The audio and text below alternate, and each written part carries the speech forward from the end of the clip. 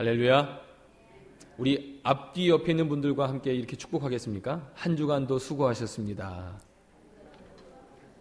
한 주간도 수고하셨습니다.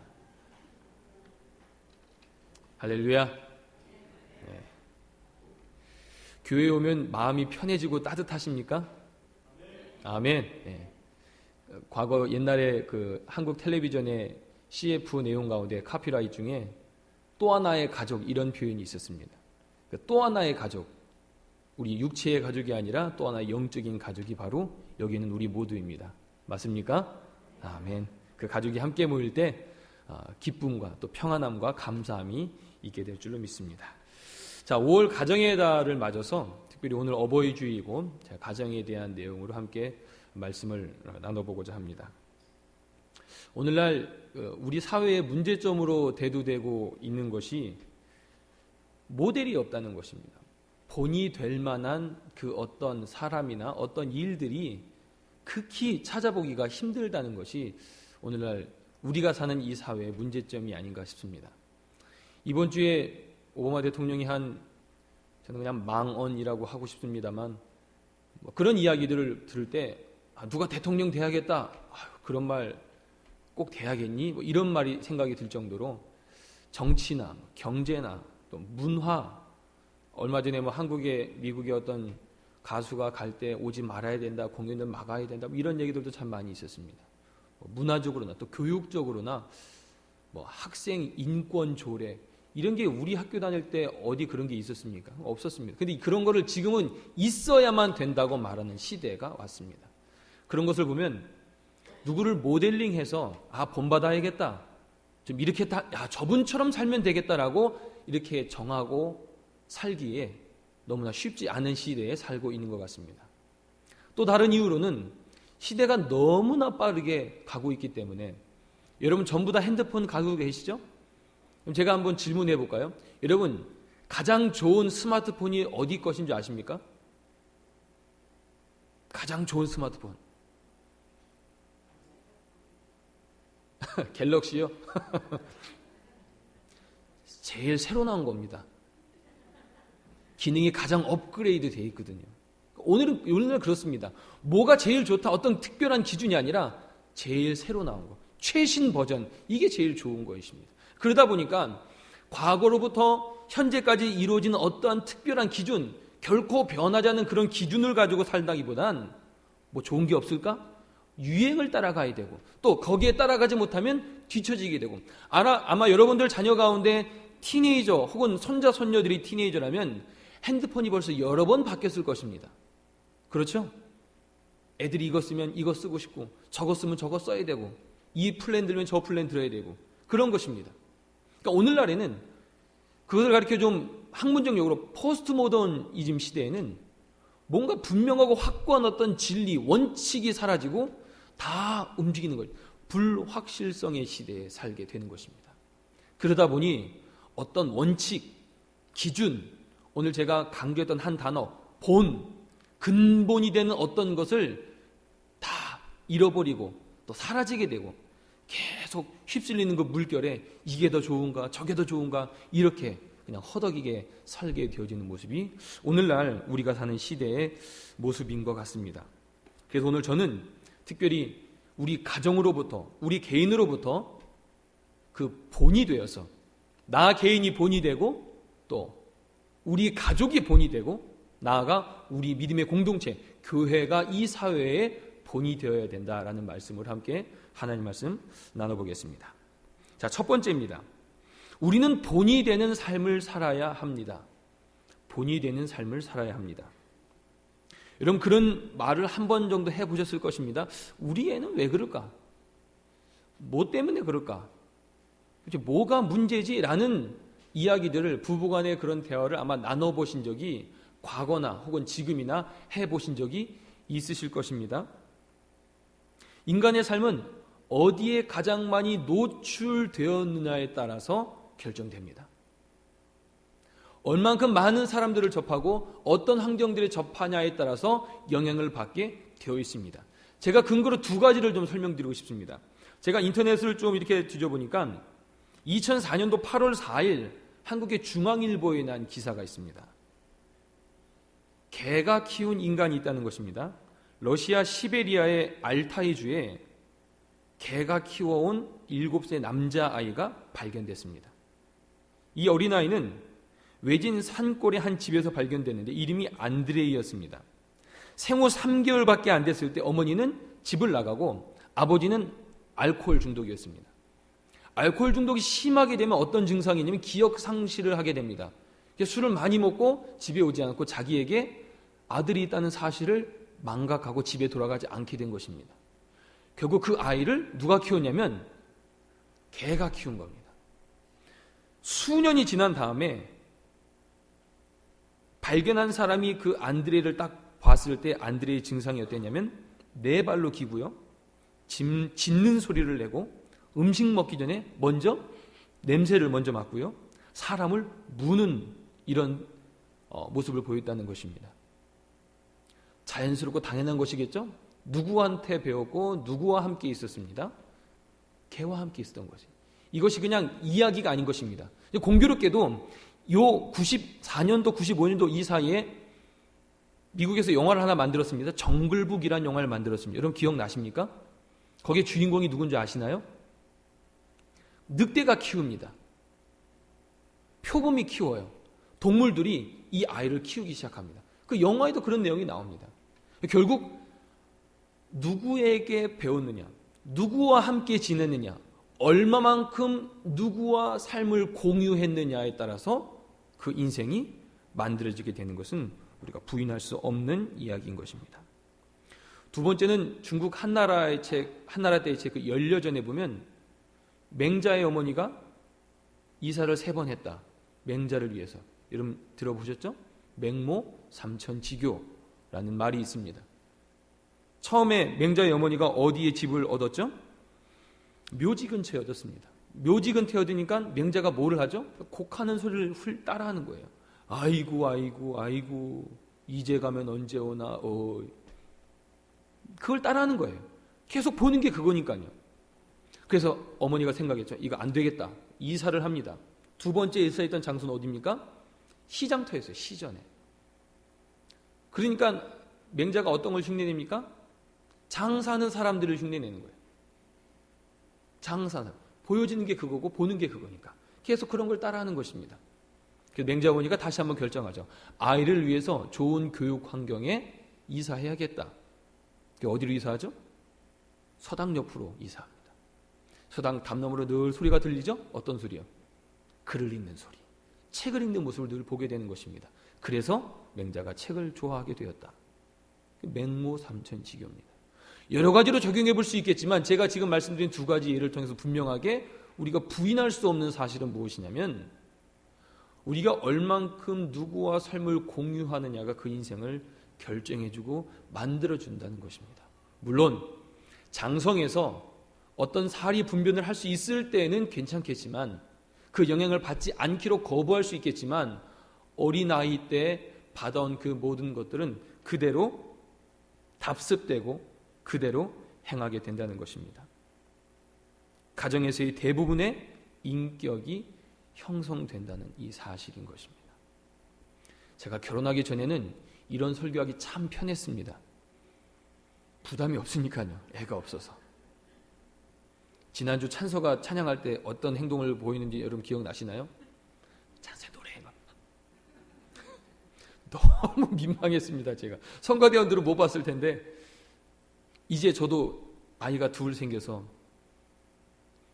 부모를 따라 닮는다 이런 설교하기가 정말 점점 힘들어지고 있습니다만 부인할 수 없습니다. 얼마만큼 부모의 모습이 자녀에게 영향을 주는 것은 이미 동서고금을 막론하고 이 사실들은 정설이 되어버렸습니다.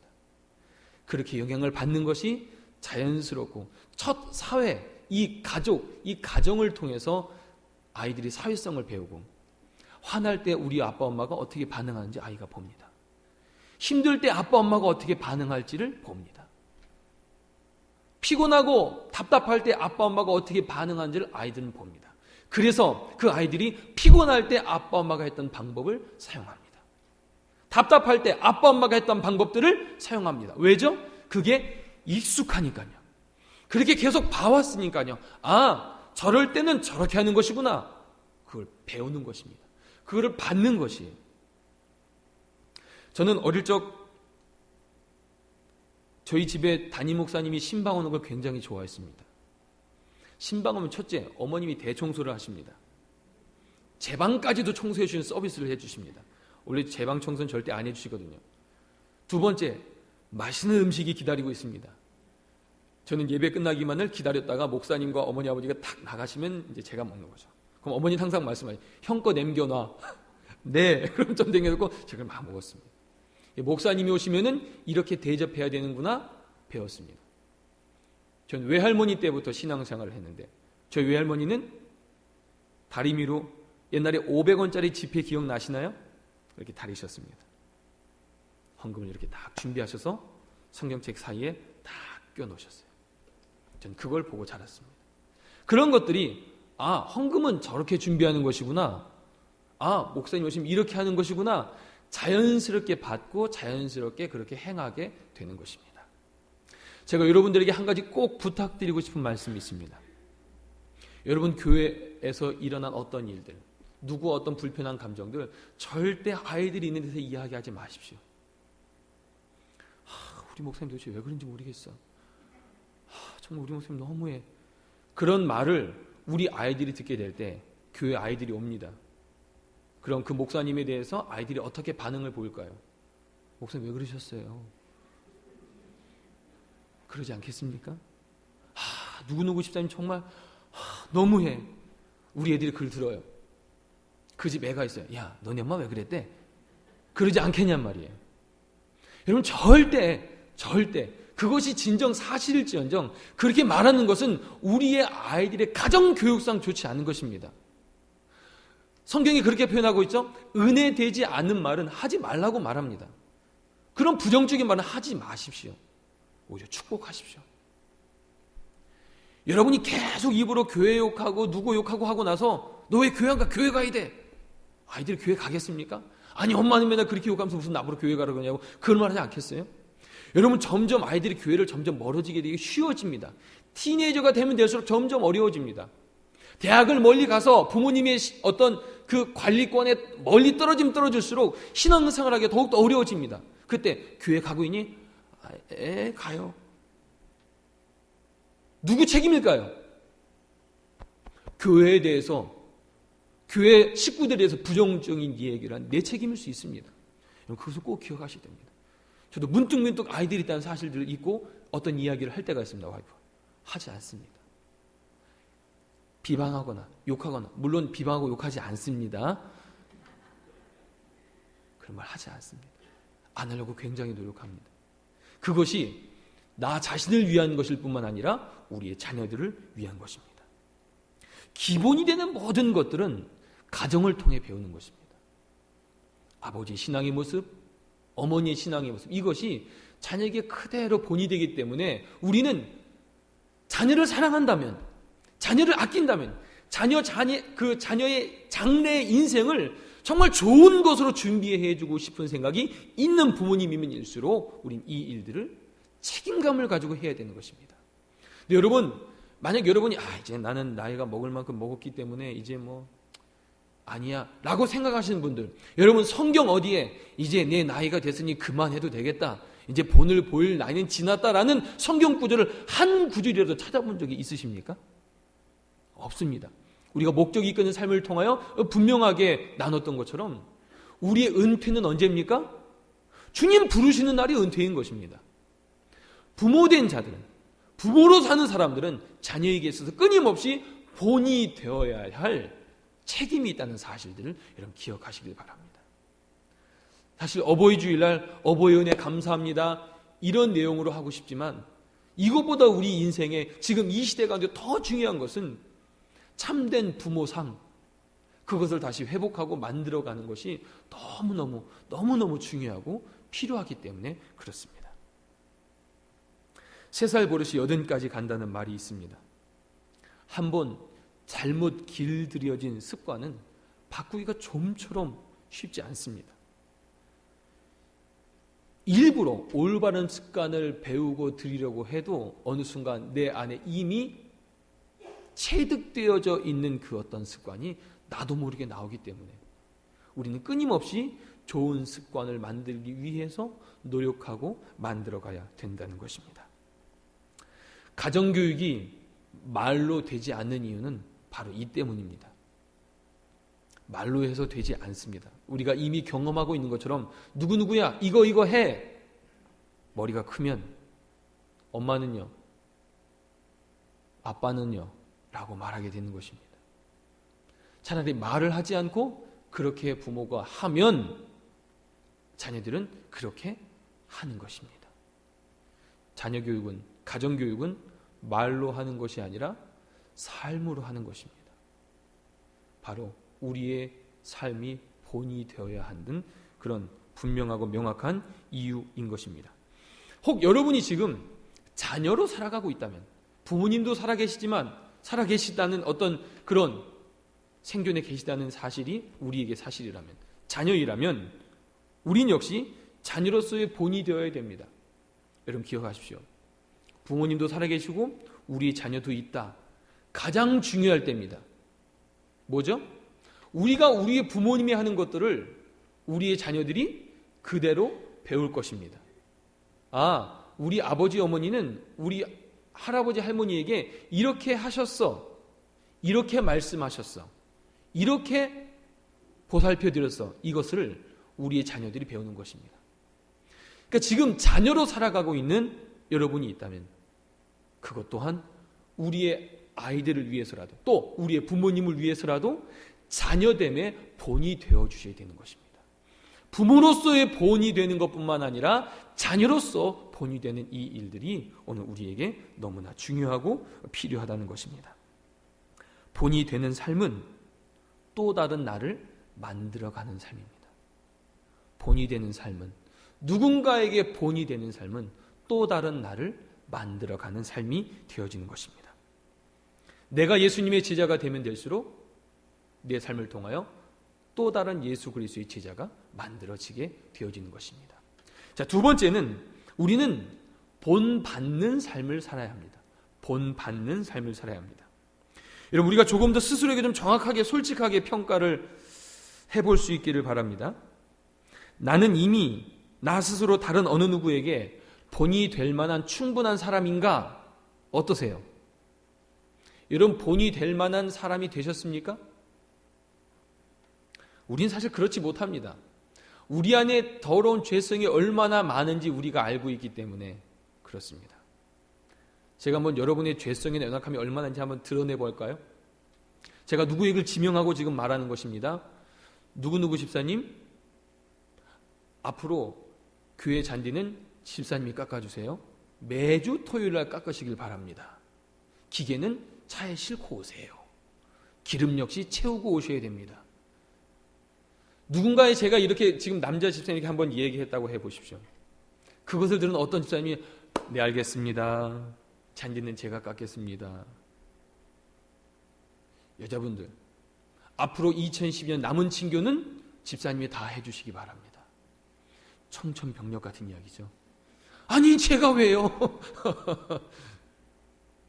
여기서는 그렇게 표현할지 모르지만 집에 가서는 아니 우리 목사님 이상해 뭐 그러지 않겠습니까?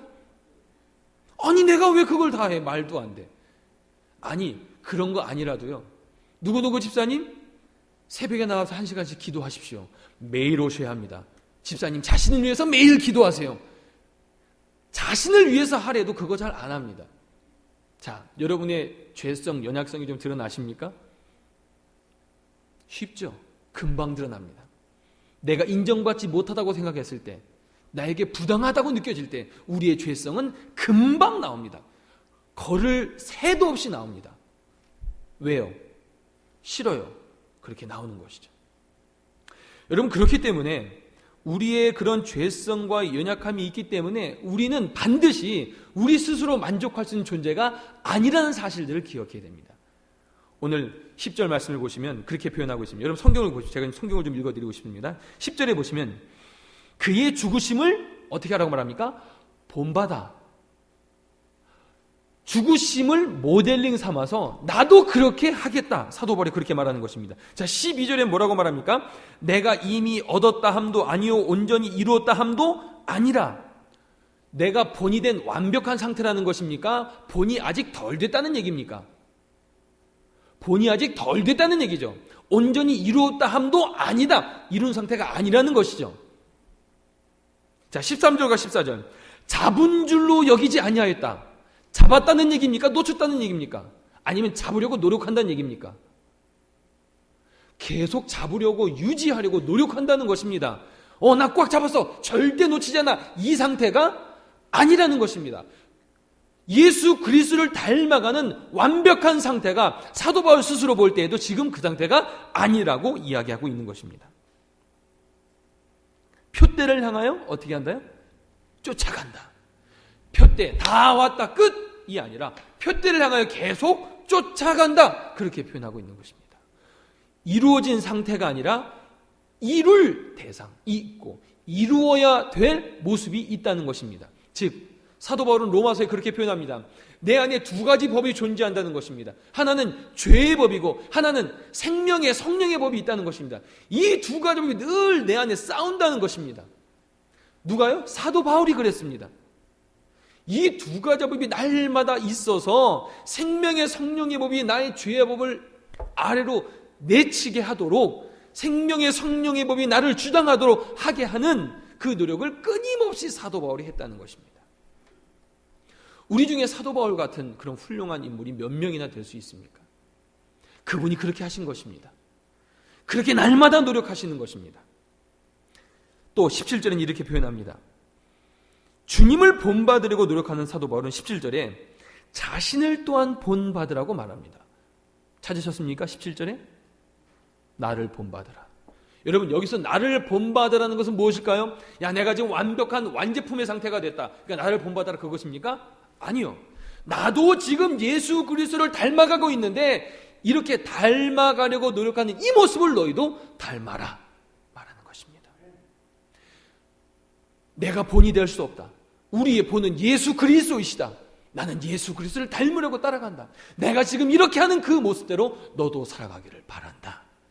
이것이 빌립보 교회를 향한 사도 바울의 설교였던 것입니다. 편지였습니다. 너희도 이렇게 살기를 원한다라는 것입니다. 본을 보이려고 하고 또 본을 받으려고 하는 우리에게 여러분 21절 말씀 보십시오. 하나님께서 우리를 마침내 하나님의 영광의 형체로 즉 주님을 본따서 우리를 그와 같이 변하게 해주신다고 약속하고 있습니다. 할렐루야. 우리가 지금 본받을 만한 상태가 되지 않지만 우리가 주님을 본받으려고 하고 또 본이 되려고 노력할 때에 하나님께서 우리에게 주신 은혜는 그런 본 닮으려고 했던 하나님의 형체를 닮아가도록 우리를 그렇게 만들어 주신다고 오늘 우리에게 약속하여 주신 것입니다. 여러분 이것의 모든 시작은 사회를 해결하고 사회 문제를 해결하는 가장 중요하고 필요한 방법의 제일 첫 번째 시작은 무엇이냐면 나 자신으로부터 시작하는 것입니다. 첫 번째가 뭐라 그랬죠? 본이 되기로 노력하는 것입니다. 내가 본이 되어야겠다. 내가 아버지로서 본이 되어야겠다. 내가 어머니로서 본이 되어야겠다. 또 나에게 직분이 있다면 내가 장로로서, 내가 권사로서, 내가 집사로서 본이 되어야겠다. 본이 되려는 노력뿐만 아니라 내가 연약하고 내가 늘 부족하기 때문에 예수 그리스도를 닮아가야겠다. 본받아야겠다. 이 노력들을 끊임없이 하는 나 자신으로부터 이 일들이 시작되어질 때 여러분 고린도전서 6장 19절 말씀에 이런 표현이 있습니다. 너희 몸은 너희가 하나님께로부터 받은 바 너희 가운데 계신 성령의 전인 줄 알지 못하느냐. 우리가 뭐라고요? 성령의 전이라고 말하는 것입니다. 바꿔 말해보겠습니다. 나는 교회인 것입니다. 맞습니까? 우리 각자가 교회인 것입니다. 자, 우리 각자가 모여서 우리의 가족을 이룹니다. 그럼 우리의 가족이 작은 교회가 되는 것입니다. 여러분의 가정은 교회가 되는 것입니다. 여러분의 교회가 그래서 행복해야 됩니다. 여러분의 가정이 행복해야 됩니다. 그 시작은 어디라고요? 나 자신이 본이 되려고 노력하고 본 받으려고 노력하게 될 때 나 자신이 교회 거룩한 하나님의 성령의 전이 되고 성령의 전이 된 내가 우리의 온 가족과 모여서 어머니로서 아버지로서 역할들을 잘 감당할 때 우리의 가족이 작은 교회가 되는 것입니다. 자, 지금 여기에 그 작은 교회와 교회가 다 모였습니다. 맞습니까? 이렇게 작은 교회가 모여서 큰 워싱턴 한인 선교교회가 된 것입니다. 여러분, 이 시대 가운데 지금 이 사회를 바꿀 수 있는 유일한 희망은 사회에 있지 않습니다. 교회에 있습니다. 맞습니까? 교회가 이 땅의 소망입니다. 하나님은 이 땅을 변화시키기 위해서 교회를 통하여 일하시는 것입니다. 이 작은 교회가 모여서 큰 교회가 된 이 워싱턴 한인 선교교회가 새롭게 되고 이 땅 가운데 빛과 소금의 역할들을 감당하기로 결정하고 본이 되는 교회로 우리가 살아갈 때 이 사회를 통해서 우리 교회가 빛의 역할을, 소금의 역할들을 감당하게 되어 이 온 땅을 하나님의 나라로 변화시키게 될 줄로 믿습니다.